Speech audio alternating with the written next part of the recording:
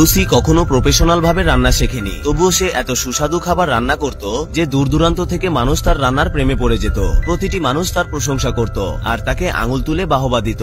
একদিন এক অদ্ভুত লোক এলো, সে খাবারটা হাতে তুলে নিল, গন্ধ শুকলো আর মাত্র এক টুকরো খেয়ে চুপচাপ টাকা দিল আর উঠে দাঁড়ালো। সে লুচির কাছে গিয়ে একটা ভিজিটিং কার্ড দিয়ে গেল।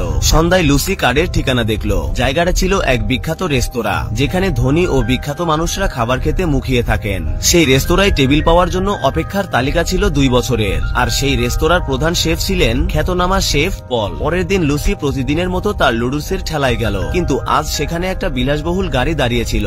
লুসি অভাবের জীবনে ক্লান্ত ছিল। সে সাহস নিয়ে গাড়িতে চড়ে বসলো। তাকে নিয়ে যাওয়া হলো এক চমৎকার রান্নাঘরে। সেখানে চুলাগুলো ছিল দারুণ দামি আর উন্নত মানের। ছুরিগুলো এত চকচকে ছিল যেন তাতে মুখের প্রতিচ্ছবি দেখা যায়। সব দেখে লুসির মধ্যে এক নতুন আশা জেগে উঠল। ঠিক তখন কিছু শেফ লাইনে দাঁড়িয়ে পড়ল।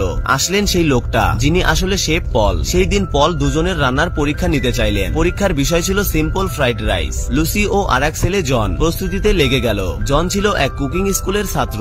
সে খুবই প্রফেশনাল মনে হচ্ছিল। সে সেরা উপকরণগুলো বেছে নিল, টাটকা ভাত, দামি চিংড়ি, মাখন, মটর, গাজর। অন্যদিকে লুসি ফ্রিজ থেকে আগের রাতের বেঁচে যাওয়া ভাত বের করলো, 2টি ডিম নিল আর সরাসরি গরম কড়াইতে ঢেলে দিল। তার রান্নার ধরন ছিল ঠিক স্ট্রিট ফুডের মতো, ঝটপট আগুনের তাপে। জন ধীরে ধীরে কম আঁচে রান্না করছিল। রান্না শেষে জনের ফ্রাইড রাইস দেখতে ছিল একদম রেস্টুরেন্ট স্টাইলে। লুসির রান্না দেখতে ছিল সাধারণ, একেবারে ঘরোয়া। পল প্রথমে জনের খাবার দেখলেন, তারপর লুসির খাবার শুকলেন, চাকলেন। একটা বাইট খেয়েই জনকে বললেন, তুমি যেতে পারো। জন আহত হয়েছিল, কিন্তু পল কোনো ব্যাখ্যা দিলেন না, কিন্তু শুধু লুচিকে বললেন, ফ্রাইড রাইসের আসল স্বাদ আছে পুরনো ভাতে। তারপর তিনি লুসিকে শেফের ইউনিফর্ম দিলেন। লুচি কাজে লেগে গেল। প্রথমে পল দেখালেন কিভাবে গরুর মাংস খুব পাতলা করে কাটতে হয়, মাত্র 2 মিলিমিটার পুর। তারপর লুসিকে চেষ্টা করতে বললেন। লুসি যখন প্রথম টুকরো কাটলো, পল সঙ্গে সঙ্গে বললেন, এটা খুব মোটা। লুসি ঘাবড়ে গেল, তবুও সে আবার চেষ্টা করলো। পল সেই টুকরোটা ছুঁড়ে ফেলে দিলেন। লুসির চোখে পানি চলে আসলো। বারবার চেষ্টা করার পর সে একটু ভালোভাবে কাটতে পারলো।